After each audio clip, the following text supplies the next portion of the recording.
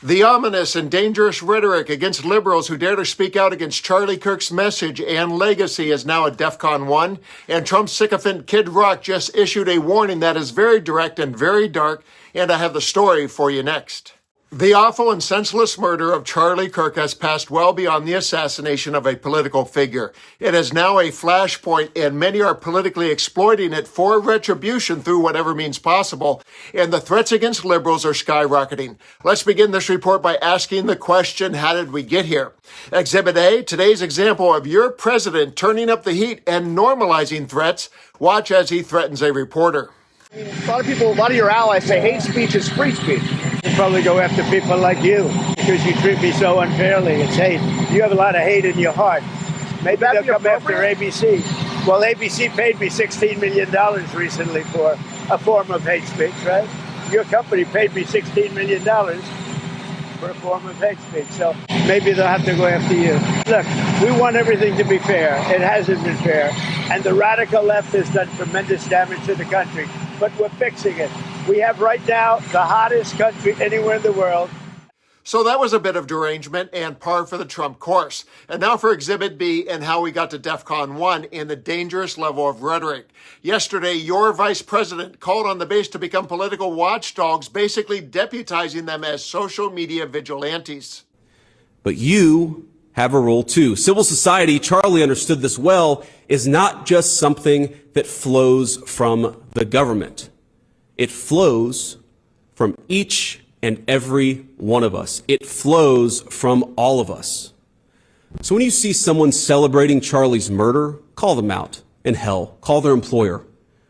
So how far can the Trump White House take their version of political retribution? CNN political analyst Jamal Simmons has some thoughts, and then Kid Rock will share how far enraged and well-armed citizens might take theirs.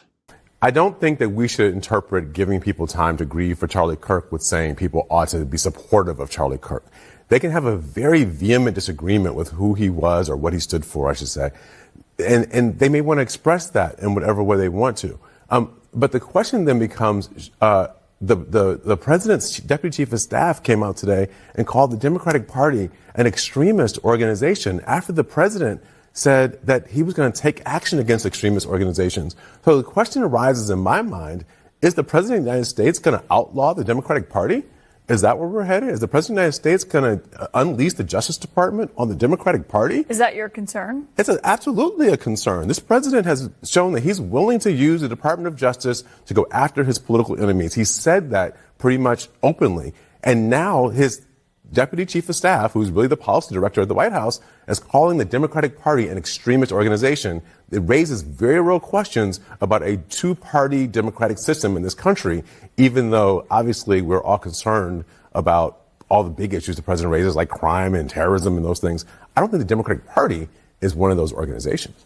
And now for our featured story. Kid Rock appeared on the Fox propaganda channel to fan the flames of radical discourse by painting a very disturbing picture of uncivil warfare. I've said it and I'll say it again because I think it needs to be echoed until they get it through their fat skulls. The mainstream media is frickin' public enemy number one right now. I'm someone who understands better than anyone as being a very vocal Trump supporter from day one. They've called me a racist Nazi for years now. I mean, go look up a few facts about my life, my children, where everything.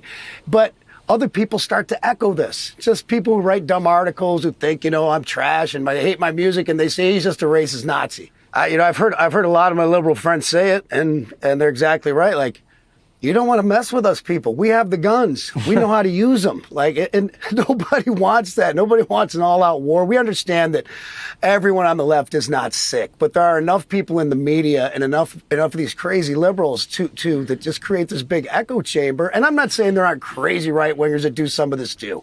There's a little bit of guilty on both sides. But these people, I mean, they're supposed to be this inclusive, this, that, and the other. And they're the ones that don't want to talk and get along with anyone, just don't even want to sit down and break bread. I mean, I'm in this business where some of my friends, people I've had big hits with, call me with this whack-out stuff all the time. Yeah, we got to start listening to each other and respect one another. Is there any message you want to get across real quickly to people that are still vandalizing vigils and celebrating this murder? Yeah, you're going to keep it up. You're going to run into the wrong people. Yeah. Some people I know Yeah. that aren't going to play that mess, and it's not going to be pretty. It's going to be very ugly. First, those who publicly celebrated Charlie Kirk's violent death invited whatever social media backlash they receive, and I'm not here to defend them. But the continued escalation of rhetoric by Trump and his White House, and people like Kid Rock openly visualizing more violence as revenge, is setting us up for more tragedy. So Kid Rock painted a picture of violent retribution, but to his credit, he said, "We don't want that." But when asked for a final word, the dummy doubled down, returned to that theme, and proclaimed his friends are trigger happy. This is where we are, America.